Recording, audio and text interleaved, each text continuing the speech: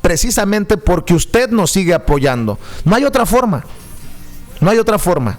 Ahora sí saludo con mucho gusto vía Skype en vivo y en directo a nuestro amigo Efraín Martínez Figueroa, estratega y analista político. Efraín, ¿cómo andas? Buenos días. Buenos días, Vicente, Toño, Ceci, David.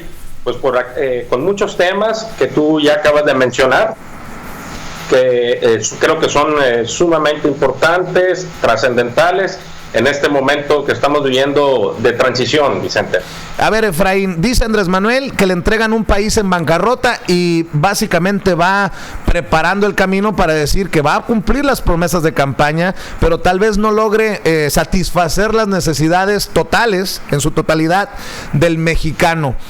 Y creo que no hay muchos mexicanos de a pie que estén en contra de esa percepción de Andrés Manuel, que yo creo que hablaba de una bancarrota en el sentido de crisis, en el sentido de país destrozado, de país en giras.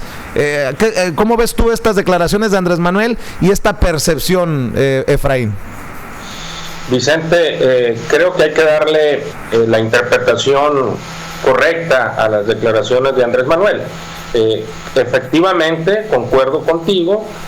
Creo que lo que él trataba de expresar es la crisis institucional, la crisis que vivimos en el ámbito de inseguridad, de violencia que nos encontramos en el país, la crisis que nos encontramos en temas de corrupción, la crisis que nos encontramos en la falta de empleo, en desigualdad social, en pobreza extrema. Esa es realmente la realidad. Hoy leía una nota donde el 44.3% de los jóvenes entre 15 y 29 años se encuentran viven en pobreza, para que tengas una cifra de la dimensión en la que se encuentran los jóvenes en este país. Definitivamente son cifras escalofriantes y ahí sí que los números son fríos y ni para dónde hacerse. El problema es que desde el gobierno actual siguen apostándole a estas campañitas pagadas en medios de comunicación. Yo creo que para tratar de salir lo mejor posible librados de estos últimos 2 y cacho meses que les quedan en el poder. Vicente. Sí, ¿me escuchas, Efraín? Se fue tantito. A ver, sí, te digo que siguen aferrados a esta idea de comprar medios en el gobierno actual para tratar de salir lo mejor librados posibles de estos 2 meses y cacho que les queda en el poder. Vicente, pues eso es un patrón que lo hemos visto, observado durante este sexenio, y es obvio que tratarán de tratar de transmitir las acciones del gobierno en estos últimos meses que quedan, para tratar de, vamos a decir, equilibrar el barco que se está hundiendo y que se hundió este proceso electoral pasado. Creo, Vicente, que los ciudadanos tienen ya una nueva cultura política, hay una nueva madurez. Están muy pendientes de los medios de comunicación, están constantemente participando a través de estas nuevas plataformas tecnológicas como son las redes sociales, y lo que funcionó en el siglo XX ya no funciona en el siglo XXI, Vicente.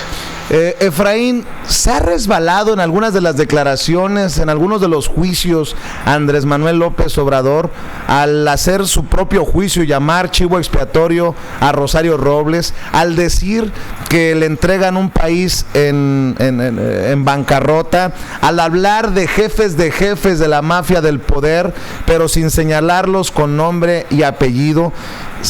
¿Se resbala o es, como lo diría ayer la doctora Leticia Calderón Chelius, un maestro de la comunicación, un maestro del mensaje político? Creo, Vicente, que puede haber distintas perspectivas o ópticas en torno a este tema, a este asunto, a estas posturas que ha tomado Andrés Manuel López Obrador. Podrán algunos analistas decir que su discurso o su mensaje es más negativo que positivo. Otros podemos darle otro punto de vista en el cual podemos realmente hablar de una concientización de la realidad de lo que se vive en México, ¿sí? Trastocando los casos o señalamientos donde ha estado presente actos de corrupción, generalizando distintos actores políticos que se han visto involucrados en este tipo de actos, de presuntos actos de corrupción. ¿Qué vamos a ver de aquí en adelante? Porque también Andrés Manuel abre la caja de Pandora. En el Senado dijeron, si Andrés Manuel no quiere perseguir a los famosos, nosotros sí los vamos a investigar. Ya mandaron a comparecer a Rosario Robles, no estoy muy seguro si también a Luis Videgaray. Se destapó la caja de Pandora porque también los morenistas quieren claridad en los bienes de Carlos Romero de Champs, el líder de los trabajadores petroleros. ¿Qué vamos a ver desde tu perspectiva de aquí en adelante? Y si estas declaraciones de Andrés Manuel fueron planteadas en ese sentido, voy a soltar el buscapiés, voy a dejar la víbora chillando, pues como decimos allá en Sonora, para que se retome precisamente por los legisladores. ¿Cómo lo entiendes? Yo creo que es dentro de la lógica política, el presidente de la República, el presidente electo, Andrés Manuel López Obrador, durante su discurso en campaña, durante su compromiso, siempre habló de no a la persecución política, pero sí a la justicia, a la administración y procuración de justicia. Entonces, yo creo que el primer paso es llevar el tema de la corrupción a la agenda legislativa, al Poder Legislativo. ¿Y por qué el Poder Legislativo? Porque ellos ya tomaron protesta, ellos ya están en funciones, y además de ellos otro poder que tienen la posibilidad de llamar a cuentas en términos de la facultad de inspección, vigilancia y rendición de cuentas que tiene cualquier legislador, y se aprovecha y se inicia ya pues estas primeras acciones legislativas de llamar a cuentas, a presentarse a aquellas personas que han sido pues señaladas o cuestionadas en torno a actos de corrupción. Creo que es el primer paso. El segundo paso, desde mi punto de vista, tendrá que ser en el ámbito de la procuración y la administración de justicia, es decir, formalizar ante la autoridad judicial el inicio de procesos, pero que estos procesos, si realmente cuentan con todas las pruebas y documentos y pruebas documentales fehacientes, testimoniales, podrán entonces poder llegar al final y que resuelvan de conformidad como las autoridades así lo dispongan, Vicente. Efraín, entra esto del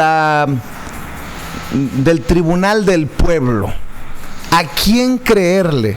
Dicen en el gobierno actual, dicen desde la trinchera priista, y obviamente nótese mi sarcasmo con esta pregunta que te estoy haciendo, ¿a quién creerle?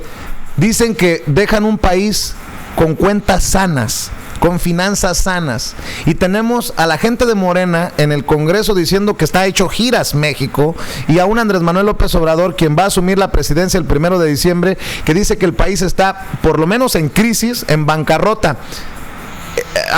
Yo lo decía al inicio del programa, habrá más de un despistado en México que se confunda, pero aquí cómo entender los dos mensajes, y en medio del sándwich está el ciudadano de a pie, que ojo, no siempre está muy bien informado, que digamos, sobre la política y sobre estos temas, porque ya lo hemos platicado, tenemos medios de comunicación también cooptados por este dinero oficial, esta publicidad oficial, este chayote. Para la ciudadanía, ¿qué tan difícil o qué tan importante es definir quién tiene la razón, o ya está definida la ciudadanía y diga lo que diga el PRI, diga lo que diga Peña Nieto, diga lo que diga el gobierno actual, ya no se le cree, ya no hay credibilidad? Mira, Vicente, creo que el tema de comunicación política va a ser prioritario ahora en este nuevo gobierno. Cómo transmitir a la gente las acciones de gobierno, cómo transmitir a la gente el cumplimiento de los compromisos de campaña. Eso va a ser la diferencia, porque está también ahí la promesa de campaña de la austeridad y en el concepto o en el área de pago a medios de comunicación, pues es algo muy relevante que ha sido muy criticado, muy señalado por el mismo Andrés Manuel López Obrador, y no lo hablamos de este proceso electoral, lo viene señalando desde los procesos electorales previos en los que él ha participado.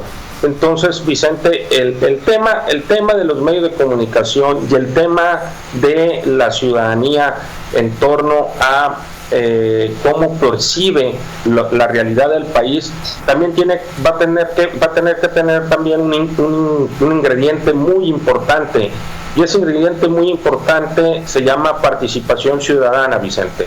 Es decir, darle seguimiento a todos los gobernantes, a todos los legisladores en las demarcaciones territoriales correspondientes, para poderles exigir, demandarles resultados, Vicente. Mientras la ciudadanía no participe, estamos hablando de una cultura política que no es la adecuada para los tiempos que vivimos en nuestro país, Vicente. Oye, Efraín, pues de plano en el PRI se quedaron, creo yo, sin asesores, o sin, como hay plan de austeridad, ya no cuidan sus declaraciones. Ayer cuestionábamos a Miguel Ángel Osorio Chong, el líder de la bancada de los senadores priistas en la Cámara Alta, por decir que ni con la austeridad les va a alcanzar, en referencia a Morena y a Andrés Manuel, para cumplir sus promesas. Y en la Cámara de Diputados, el coordinador de la bancada de los priistas en la Cámara Baja, René Juárez Cisneros, expresidente nacional del PRI, dice que sería Disneylandia, México se convertiría en Disneylandia si Andrés Manuel cumple con todo lo que ha prometido. Yo insisto en que en el PRI no entendieron el mensaje del 1 de julio para seguir haciendo estas declaraciones que rayan en lo ofensivo y en lo inaudito para muchos que las leemos y las escuchamos. Concuerdo, Vicente, con tu punto de vista. Efectivamente, no ha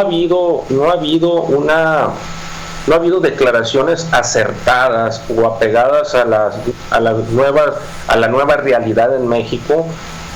Creo también que no entendieron el punto de inflexión histórico del pasado proceso electoral en nuestro país. El Partido Revolucionario Institucional tiene que aprender a adaptarse a los nuevos tiempos, y no creo hasta ahorita, como han demostrado, que lo vayan a lograr. Lo vemos también acá, lo vemos en todo el país, lo vemos en el estado de Sonora. ¿Qué te puedo decir con la decisión que tomó el Partido Revolucionario Institucional para otorgarle facultades, metafacultades o facultades extras o suprafacultades a la gobernadora Claudia Pavlovich, junto con una alianza del PAN y del PRI, del famoso PRIAN, le diría Andrés Manuel López Obrador, y que hoy efectivamente, el día de ayer, admiten ya la Suprema Corte de Justicia de la Nación la acción de inconstitucionalidad en torno a estas facultades de presupuesto y veto que aprobaron en la ley 288 el día 8 de agosto, Vicente. Efraín, para ir cerrando,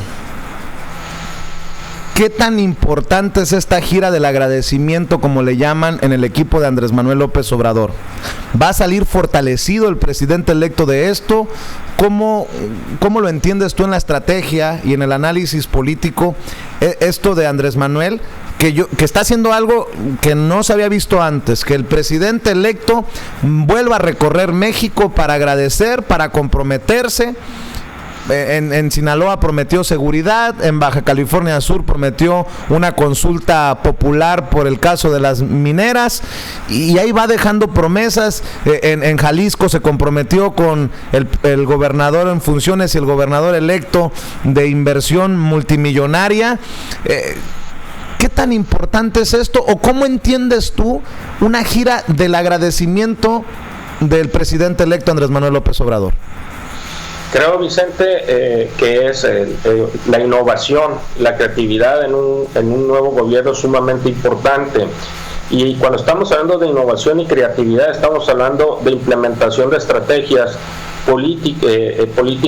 estrategias políticas que pueden darle un rendimiento y en varios aspectos, un acercamiento con la ciudadanía, con la sociedad, una ratificación de compromisos en esta gira de agradecimiento por las diversas entidades federativas, donde él ya tiene en este momento un análisis de cuáles son los compromisos prioritarios que realizó en su campaña, las propuestas que hizo en su campaña y a lo que él está obligado a cumplirles en cada región del país.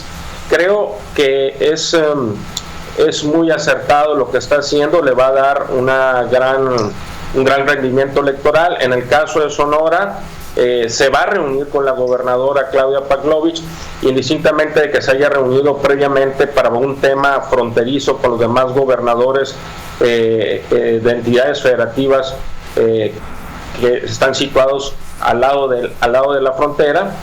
Hoy aprovechará para poder reunirse ya en privado para tocar el tema específico de la agenda Sonora México, y tocar los diversos temas políticos y presupuestales. Hay que recordar, Vicente, que se va a aprobar el presupuesto de egresos de la Federación, y ahí se estipulan los recursos que van a las entidades federativas, y es ahí donde empiezan las negociaciones y acercamientos entre el gobierno federal, el gobierno electo federal y el gobierno estatal, que se encuentra al intermedio, se encuentra a sus 3 años, a la mitad de su sexenio, Vicente.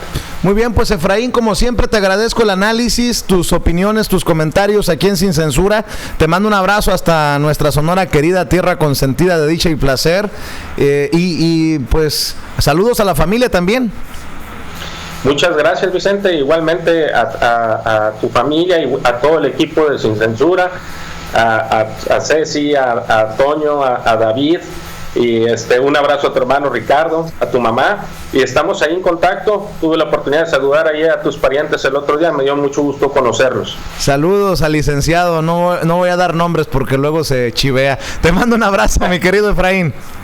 Claro que sí, un abrazo. Sale Efraín Martínez. Allá en Chicago. Sale Efraín Martínez Figueroa, estratega y analista político, hablando con nosotros sin censura, como todos los miércoles o antes. Si lo